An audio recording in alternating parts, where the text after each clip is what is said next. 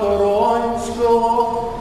і владику нашого преосвященнішого Єремію, єпископа Куритинського і південноамериканського, і весь православний єпископат на Україні і в Росіяні перебуваючи,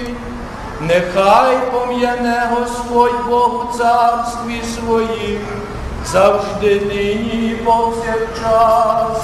і на віки вічні.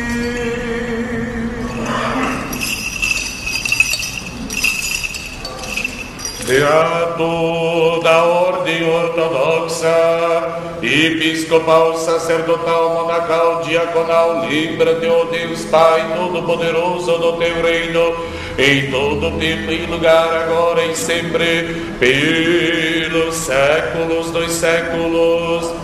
Deste país brasileiro amado e protegido por ti, da Ucrânia, pátria amada dos nossos pais, seu governo e exército, lembra-te, ó Deus Pai Todo-Poderoso, do teu reino em todo tempo e lugar, agora e sempre, dos fundadores desta igreja, todos aqueles que para esta igreja trabalham e cantam, oferecem os seus dons e pagam os seus dízimos, lembra-te, ó Deus Pai Todo-Poderoso, do teu reino em todo tempo e lugar, agora e sempre.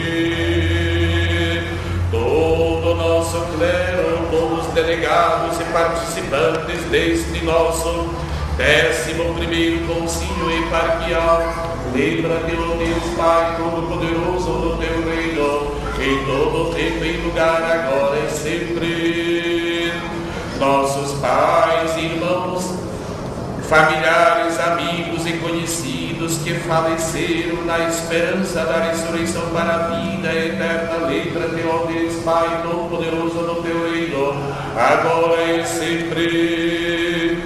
Das intenções de todos vós que estáis aqui presentes, de todos os cristãos ortodoxos do mundo inteiro, ó Deus, lembra-te do teu reino em todo tempo e lugar, agora e sempre.